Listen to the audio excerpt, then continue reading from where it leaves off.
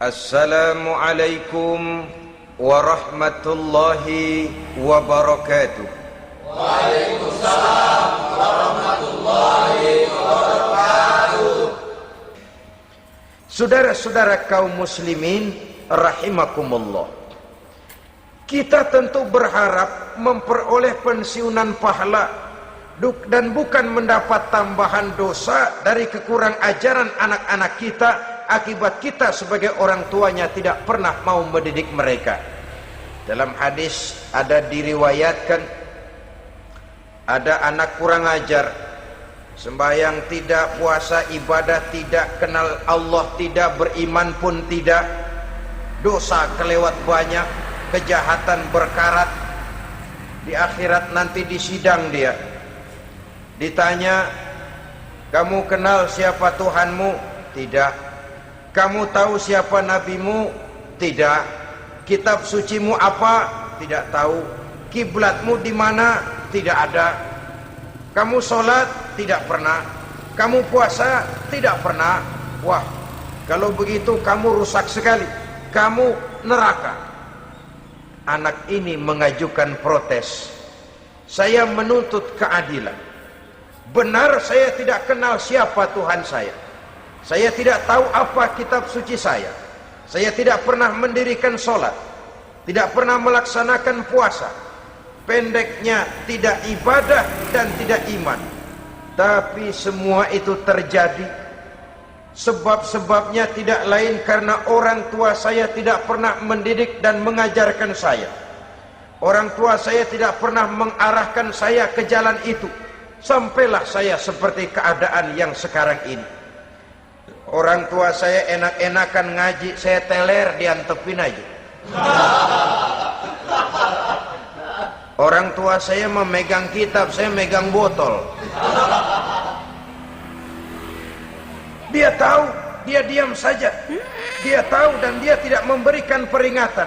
Karena orang tua saya lah, maka saya jadi seperti sekarang ini. Kalau saya harus masuk ke dalam neraka, saya menuntut keadilan agar orang tua saya juga ikut bersama saya gabung ke dalam neraka. Orang tuanya yang baik-baik dipanggil, sudah mau berangkat ke sorga nih orang tua, dipanggil, "Tar dulu mas, ini dulu." Mau kemana, kancang banget? Sorga pak, nanti dulu, urusan belum beres. Ini benar anakmu ini? Dilihat anaknya, iya anak saya ini. Waktu di dunia nggak pernah diajarin ngaji, nggak pernah. Sampai dia nggak kenal Tuhannya, nggak kenal nabinya, nggak kenal kiblatnya, nggak kenal kitabnya. Iya. Dia sembahyang, kamu diam, dia nggak sholat, kamu diemin aja. Iya kali. Kenapa pakai kali? Yang benar ngomong. Ramadan dia nggak puasa, kamu nggak tegur, kamu diam saja. Iya. Wah, kamu nggak tanggung jawab. Kamu tahu anak itu adalah amanah. Menyia-nyiakan amanah adalah khianat. Khianat adalah dosa besar. Jadi bagaimana saya? Ya kamu gabung sama anakmu, join ke neraka berdua bareng. Lantaran kamu tidak mau mendidik mereka, anak-anakmu, maka jadilah anak-anakmu seperti sekarang ini. Saudara-saudara kaum muslimin rahimakumullah, sebaliknya, jikalau anak-anak kita yang kita cintai ini, yang merupakan buah hati belahan jantung, tumbuh dan berkembang menjadi anak-anak yang soleh, yang bermanfaat bagi masyarakatnya, bagi agama, bangsa dan negaranya, kita orang tuanya bolehlah tentram menerima pensiunan pahala. Menerima pensiunan pahala dari kesolehan anak yang ditinggalkannya. Alangkah nikmatnya mendapat pensiunan pahala. Terbaring kita di bawah pohon kemboja, nilai kebaikan kita dikenal orang, nama kita akan tetap hidup. Oleh karena kita meninggalkan anak-anak yang tumbuh menjadi generasi yang soleh, bukan anak yang salah. Oleh karenanya, kecintaan kepada anak jangan sampai membuat kita lalai dari mengarahkan mereka kepada kehidupan beragama. Di zaman sekarang ini kecenderungan kita mengarahkan anak pun sudah kepada kecenderungan yang berbau materialistis. Maka yang ramai bagaimana anak bisa mengejar program MBA, Master of Business Administration, supaya keluar bisa jadi manajer. Bagaimana anak lalu kursus komputer supaya keluar menjadi tenaga yang canggih di bidang komputer. Ya, kalau dia perempuan cantik, bagaimana dia bisa masuk Akademi Sekretaris and Management supaya bisa jadi sekretaris. Atau bagaimana dia bisa masuk sekolah nyanyi supaya nanti jadi penyanyi dengan tarik suara, uang lalu mengalir ke dalam kocek jutaan nilainya. Maka yang ramai pun hal-hal yang semacam itu. Dalam pada itu pengajian, kursus-kursus keagamaan, studi-studi klub yang membicarakan masalah-masalah agama. Ramainya kadang-kadang kalau bulan Ramadan, dianggap training center. Ya lumayan, daripada tidak sama sekali mah lumayan. Tapi dengan demikian ini kan merupakan bagian terpokok dari kehidupan manusia. Alangkah idealnya jika dia mengantongi gelar MBA, Master of Business Administration, tapi punya nilai iman yang tangguh, ahli komputer tapi punya keyakinan beragama yang mantap. Saudara-saudara kaum muslimin rahimakumullah, kecintaan kepada anak-anak sering mendorong seseorang untuk menimbulkan sifat nepotisme. Segalanya serba garis keturunan. Sejak ia jalur birokrasi sampai ke dalam kehidupan sehari-hari, nepotisme ini bisa terlihat. Orang kehilangan kondisi objektivitasnya. Mampu atau tidak soal lain, bidangnya atau tidak bukan soal. Yang penting masih ada hubungan keturunan. Maka timbullah tumpang tindih untuk sesuatu pekerjaan yang tidak sesuai dengan kemampuan dan keahliannya.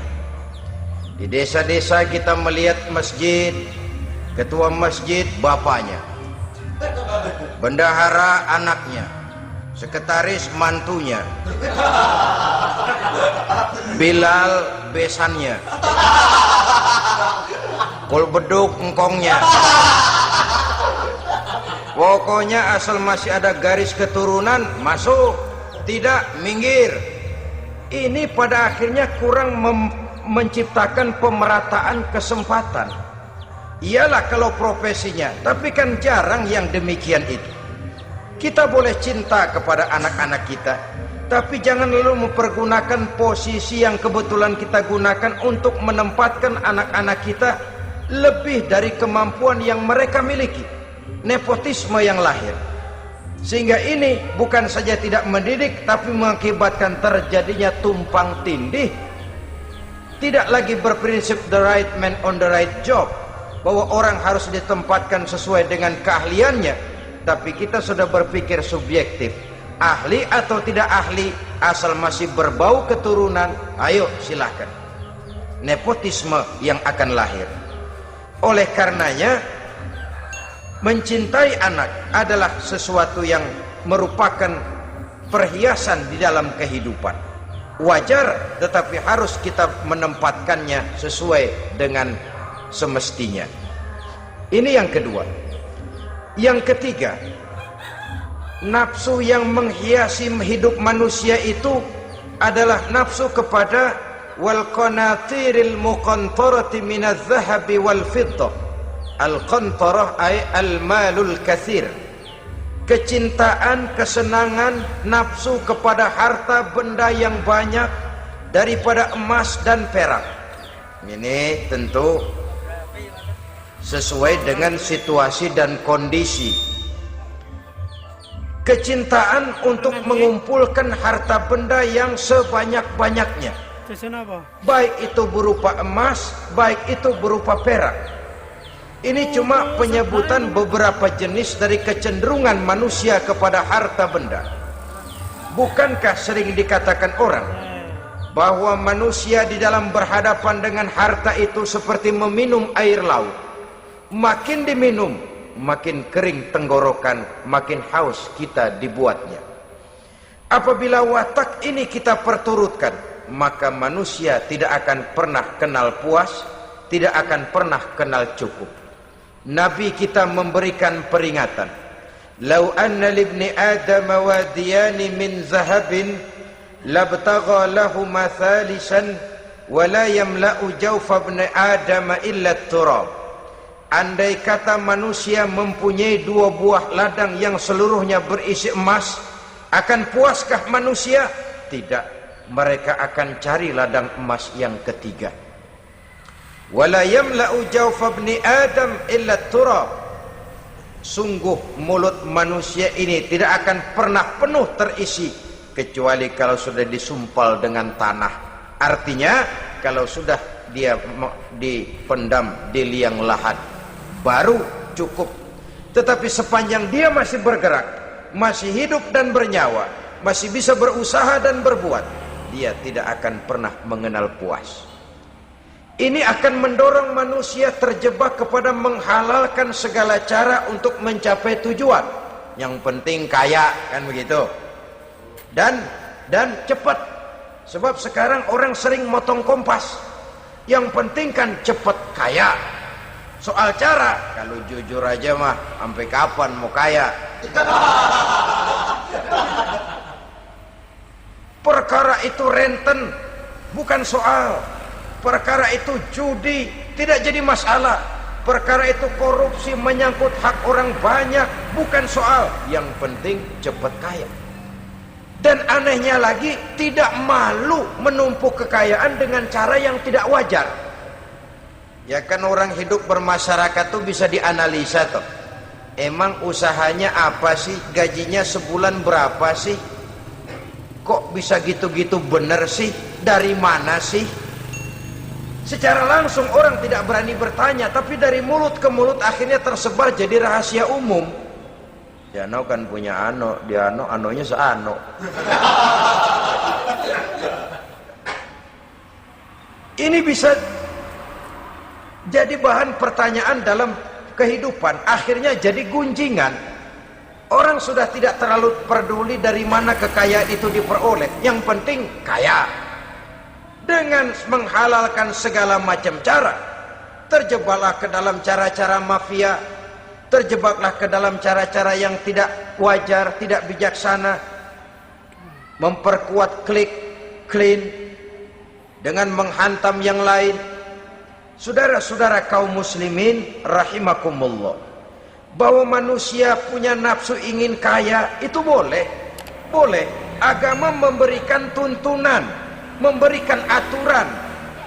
Tidak hanya sekedar asal kaya, tidak hanya sekedar asal banyak harta.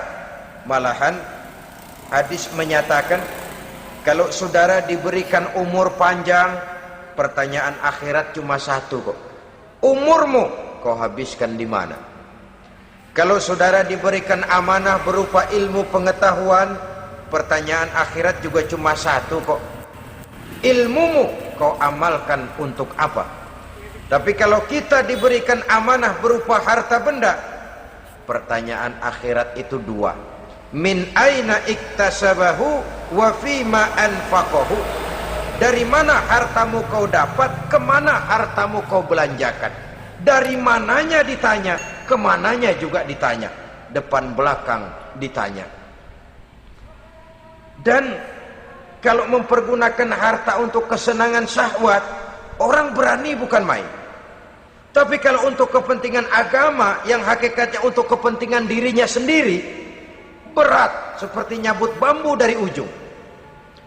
Orang kalau menyumbang masjid 100.000, itu kan zohirnya memberikan panitia masjid. Tapi hakikatnya kan dia nabung buat dirinya sendiri.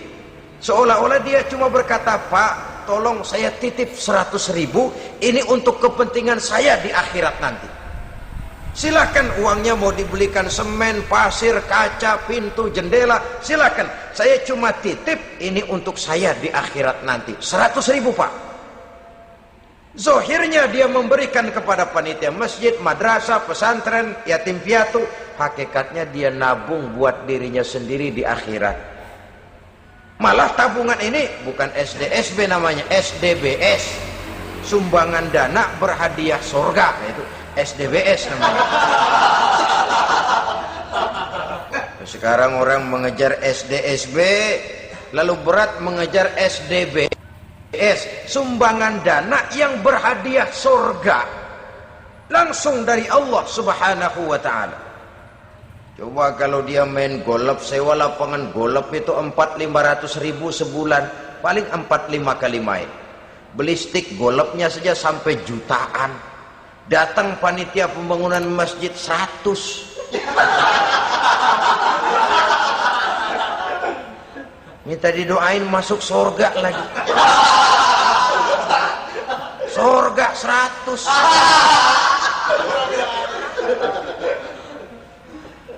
Saudara-saudara kaum muslimin rahimakumullah, kecintaan kepada harta benda yang banyak, baik berupa emas, berupa perak, mendorong orang untuk berlomba-lomba yang Allah peringatkan dalam Al-Quran, alhaakumut takatsur hatta zurtumul maqabir. Kamu telah lalai akibat kamu berlomba-lomba memperbanyak materi dunia. Hatta zurtumul maqabir, sampai kamu dekat masuk ke liang kubur, baru rupanya sadar bahwa perlombaan ini tidak akan pernah sampai ke garis finish. Betapapun jauhnya rally Paris-Dakar, garis finishnya ada. Betapapun hebatnya medan yang ditempuh, buasnya gurun pasir Afrika, garis finishnya pasti ada. Itu kan rally yang terbuas di dunia katanya, Paris-Dakar, tapi garis finishnya ada. Namun jikalau kita berlomba memperbanyak harta, kita tidak akan pernah sampai ke garis finish. Yang kecil-kecilan aja dah. Kalau orang ditanya, kamu kenapa sih belum mau sembahyang? Ya bagaimana mau sembahyang Pak, tinggal di Jakarta masih kontrak. Kapan habis tahun diubur-ubur yang punya rumah. Kalau punya rumah sendiri walaupun kecil-kecilan, saya mau ibadah Pak. Ya, diberikan rezeki oleh Allah, bisa bikin rumah walaupun kecil-kecilan, belum juga mau sembahyang. Kok belum juga sembahyang? Iya Pak, rumah emang udah punya sendiri, cuman kecil Pak, atasnya atap, kalau hujan aja bocor.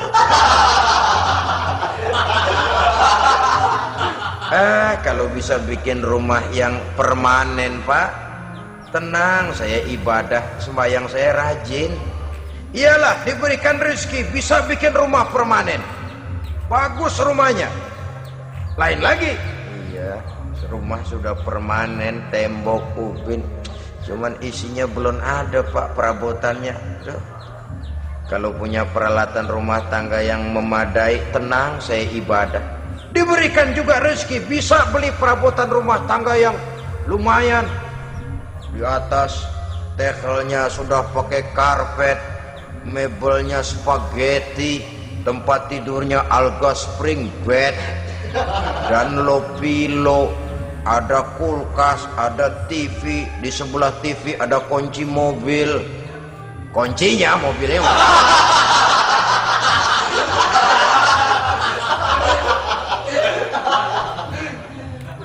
Bagaimana? Sekarang sudah cukup perabotan? Perabotan sudah ada Pak, cuman kendaraan belum punya ini.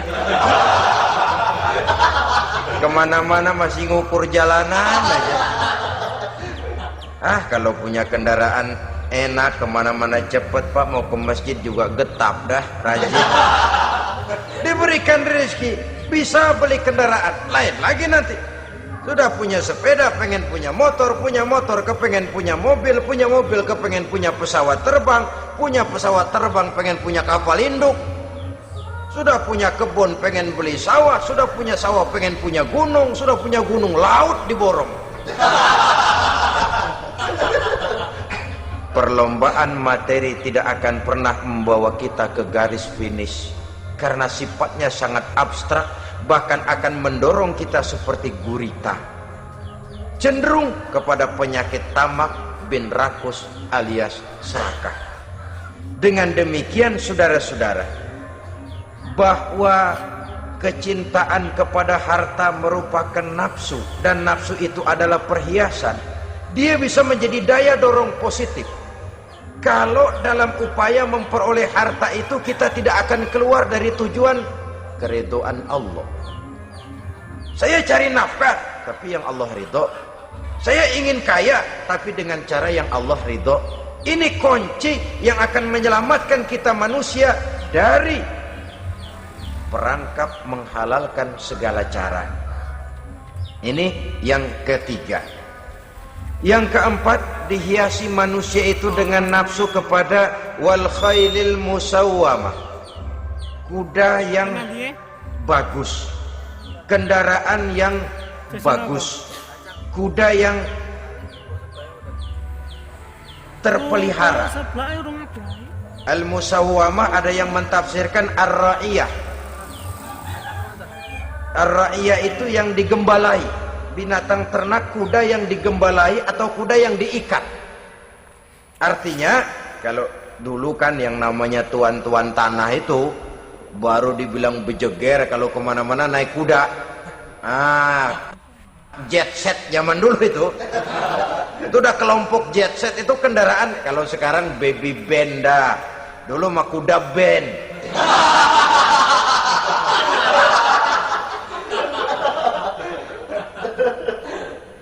Manusia punya kecenderungan suka kepada kendaraan. Apalagi di zaman sekarang ini, wah, iklan-iklan itu kan sangat menggoda kita, melayani segala macam bentuk penjualan. Nah, ini lalu terangsang biar duit cekak. Kalau udah ngebaca itu, wah, berani banget dah. Tahu duit nggak mungkin cukup, tapi begitu baca melayani segala macam bentuk penjualan dengan fasilitas ringan. Nah, jadi dah. Jadi juga punya mobil, jadi dah. Perkara utang itu bakal nyekek leher, bukan soal. Kasihan saudara-saudara kita di daerah-daerah yang terjebak kepada iklan-iklan merangsang yang akhirnya di luar kemampuan, sehingga terjebak. Pada saat dia harus mengembalikan kredit, dia tidak mampu, barang disita, uang hangus, nyengir deh. Bekipas sembari tahlil. Habis arang besi binasa.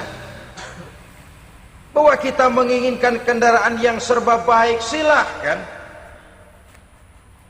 Tiap akhir tahun ganti merek, keluar yang baru, ganti lagi.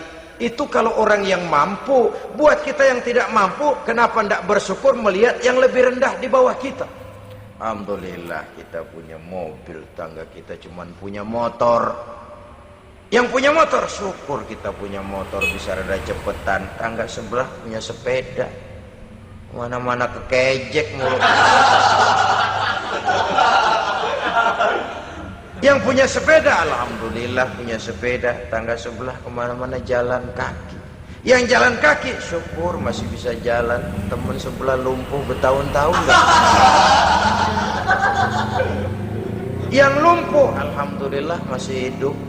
Tangga sebelah kemarin out, nggak balik lagi. Saudara-saudara, saya pikir menengok ke atas itu perlu supaya ada rangsangan kita untuk maju. Tapi menengok ke bawah pun juga lebih perlu agar kita mensyukuri yang ada dan tidak suudzon, tidak buruk sangka kepada Allah. Apa yang diberikan Allah kepada kita sekarang ini, itulah yang terbaik menurut Allah untuk kita. Saudara-saudara kaum muslimin rahimakumullah. Dahulu ada seorang pemuda, matanya buta. Dia mengeluh, ya Allah, kenapa saya dilahirkan dalam keadaan buta? Apa dosa saya? Apa salah saya? Andai kata saya tidak buta, saya melihat keindahan alam ini, saya lebih akan bersyukur kepadamu ya Allah. Nah, sudah, dia berburuk sangka kepada Allah. Satu hari, ini Raja Baduy di pedalaman, mengerahkan tentaranya menculik anak-anak muda. Ini Raja Baduy ini kanibal, artinya suka makan daging manusia. Anak-anak muda ini diculik. Yang masih muda-muda ya, kalau kambing muda itu kan di sop rada sedap. Rupanya ini raja kanibal ini begitu. Anak-anak muda termasuk ya pemuda yang buta tadi itu kena culik. Ya sudah diculik, dirawatlah di istana raja ini, diberikan pakaian bagus, dikasih makan serba enak. Sebab apa? Supaya badannya gemuk. Setelah gemuk nanti dipotong di sop legit. Udah kerjanya cuma makan tidur, fasilitas nikmat, tidur enak. Udah giliran dapat 1 bulan 2 bulan kemudian, ketika mau diambil anak-anak muda ini, raja sendiri yang milih mana yang disop duluan nih. Sampai giliran anak muda yang buta ini, raja geleng kepala. Yang begini mah buta, dagingnya nggak enak. Ini satu lepas aja, lepas. Saya mau makan daging orang buta, lepas saja. Pulang ini anak muda, batinnya bersyukur, sujud syukur, ya Allah, katanya untung saya buta. Coba kalau saya nggak buta udah habis saya disop. 2 bulan yang lalu dia mengeluh, ya Allah kenapa saya dilahirkan dalam keadaan buta. Sekarang dalam pulang ke rumah, perjalanan menuju ke rumah, dia berkata, alhamdulillah, andai kata saya tidak buta, habis badan saya disop oleh raja yang kanibal tadi. Saudara-saudara kaum muslimin rahimakumullah. Jadi dengan demikian pola hidup yang konsumtif sesungguhnya sangat tidak mendidik apabila dilatar belakangi oleh kemampuan yang tidak menunjang. Dengan demikian setidaknya mendidik orang untuk berkhayal. Anak-anak muda sama merek mobil ngerti banget dah, punya kagak? Ini BMW model terakhir nih. Nih kemarin gue ngeliat di sana, gue megang ramai banget.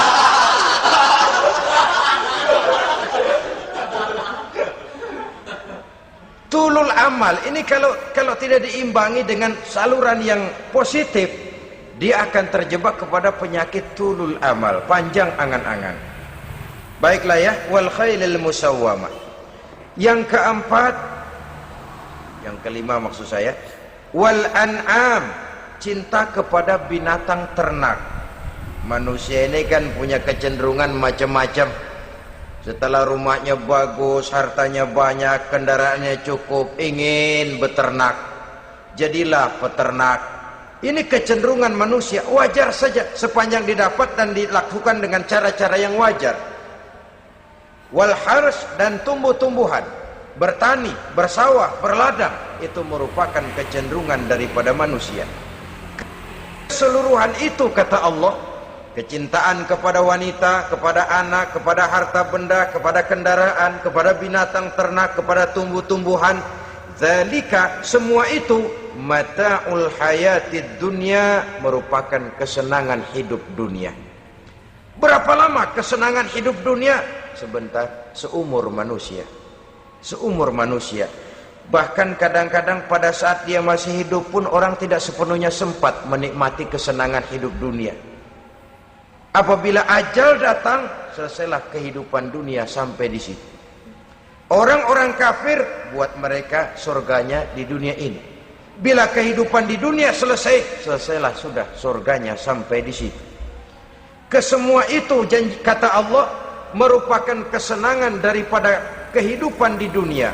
Wallahu indahu husnul ma'ab, dan Allah mempunyai tempat kembali yang sangat baik. Nah, setelah Allah menjelaskan semua itu, pada ayat yang ke-15 Allah memberikan jalan keluarnya.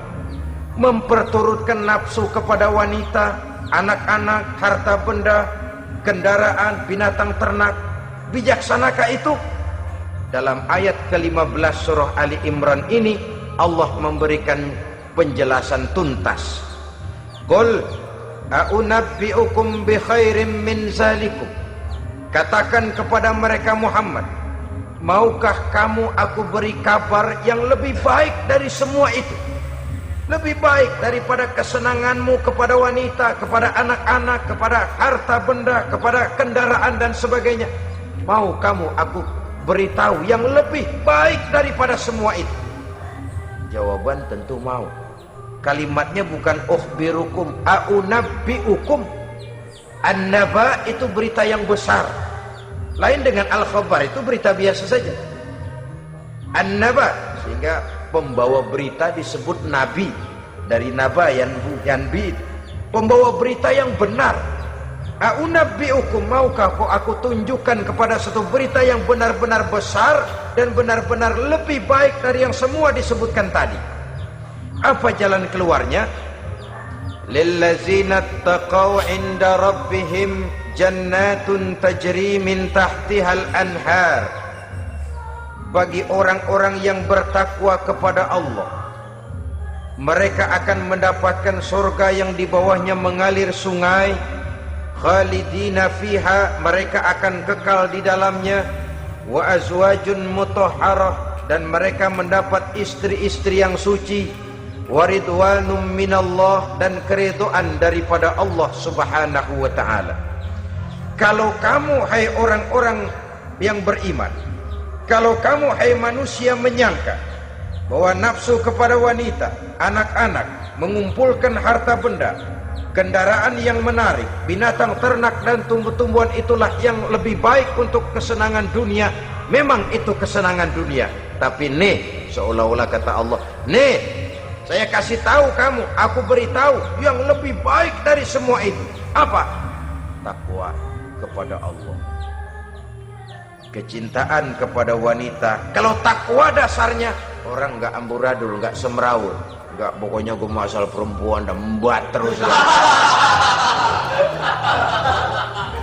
Tapi punya kaidah, punya norma. Demikian juga kepada anak-anaknya, demikian juga kepada harta benda. Pokoknya asal harta, mau halal mau haram, tekuk terus aja. Semuanya dilandasi oleh taqaw, lillazina taqaw, oleh ketakwaan kepada Allah. Nah, ketakwaan ini akan menghasilkan apa? Inda rabbihim jannatun tajri min tahtihal anhar. Melahirkan, menghasilkan surga yang di bawahnya mengalir sungai-sungai. Saudara-saudara kaum muslimin rahimakumullah, jika kita menyangka bahwa wanita bisa memberikan kesenangan, iya, kesenangan dunia.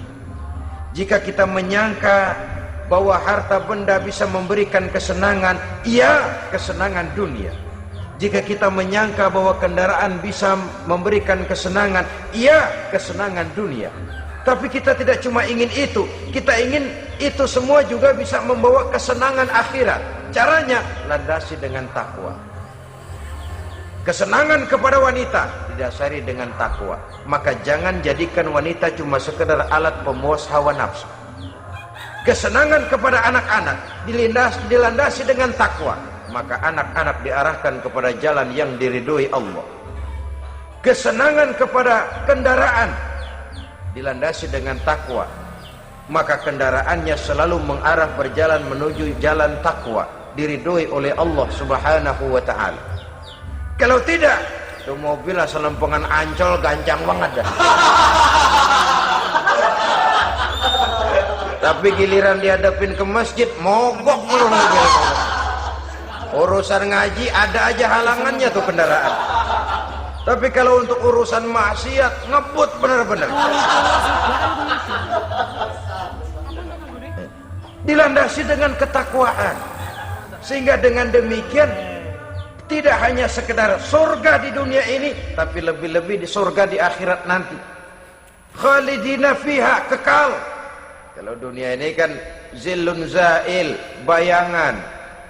Hari ini kita jaya, besok kita bangkrut. Siapa yang mau menghalangi?